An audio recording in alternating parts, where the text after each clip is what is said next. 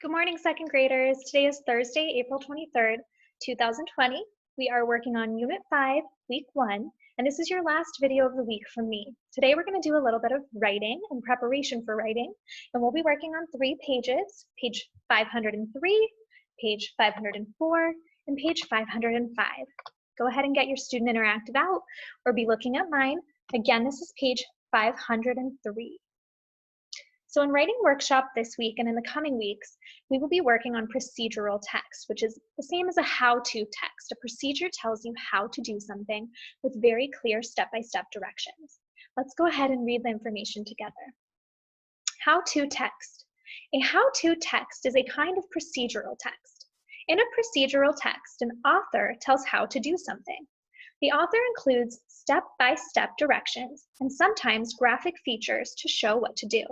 Those graphic features are those pictures, and sometimes those pictures are actually diagrams, pictures with labels. So let's take a look at this example of a how-to text. This example is all about how to make a straw painting. What do you need? You need newspaper, paint, straws, plastic spoons, and paper.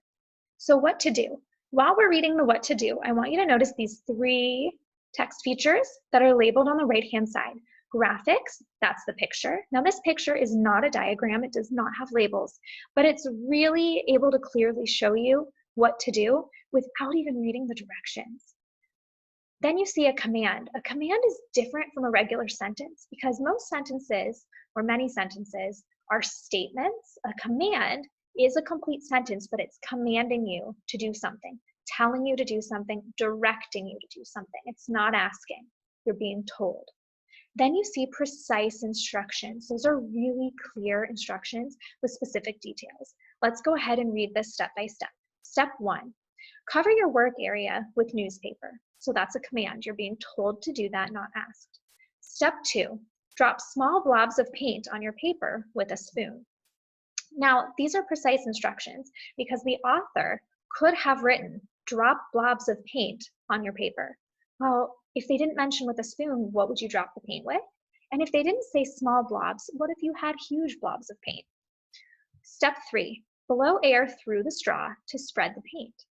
Step 4, move the straw for different patterns. Step 5, try different paint colors and amounts. Okay, so you can see that in this how-to, we have the title telling us what this how-to is about.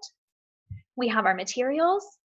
Then we have our step-by-step directions with a command, precise instructions, and a graphic to support what the author is telling us. Okay, let's move on to the next page, page 504. Now on page 504, you are going to generate your own ideas. So this is a brainstorming page. Drawing is one way an author can generate ideas or think of ideas before beginning to write.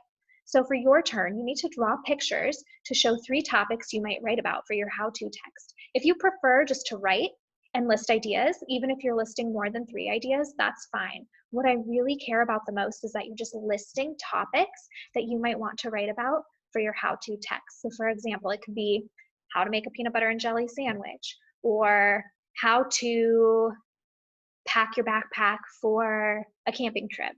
There are so many different things that you can think about writing for a how-to. I suggest picking a topic that you already know about, something you already know how to do, and that you would feel confident sharing with someone else how to do it.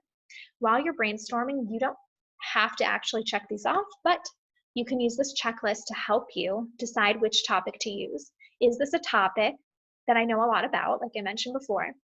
Can you break this topic into procedural steps, step by step, but they're simple enough for someone else to follow?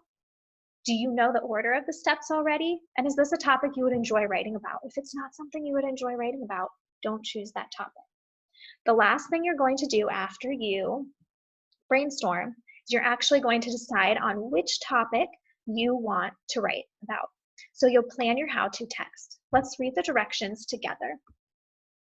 It says, now focus on the topic of your procedural text and how to break down the procedure into simple steps. Use the organizer to plan the step-by-step directions. Give the instructions orally, that means out loud, and have others follow them. Help a classmate with his or her sequence of actions by following his or her instructions. Tell your ideas in writing club and ask for feedback. So since we're not going to be able to ask for feedback from each other, this might be a fun activity for you to do with a grown-up or a sibling, someone else at home. And you can give your step-by-step directions and see if they're clear enough for someone else to follow along. So as you fill this in, you have how to, you put your topic right in this line. So for example, how to make a peanut butter and jelly sandwich or whatever you choose. You have space for 4 steps. If you want to go above and beyond and you have more than 4 steps, you're absolutely welcome to get another piece of paper or add a 5th step down at the bottom here. Okay, so today you only have 3 pages you're working on, page 503, page 504, and page 505. If you need to take a break between page 504 where you brainstormed your ideas, stop, do something else, and then come back after you've had some time, choose one, and then start page 505, that might be something good for you to do. One more reminder, we have our end of the week Friday meeting tomorrow, so make sure you are able to join me for that. I would love to see you there. And your only job tomorrow, other than joining me for the meeting if you are able, is to get onto MyView, take your weekly progress check. It is Unit 5, Week 1, and I hope I see you tomorrow in our meeting. Bye, you guys.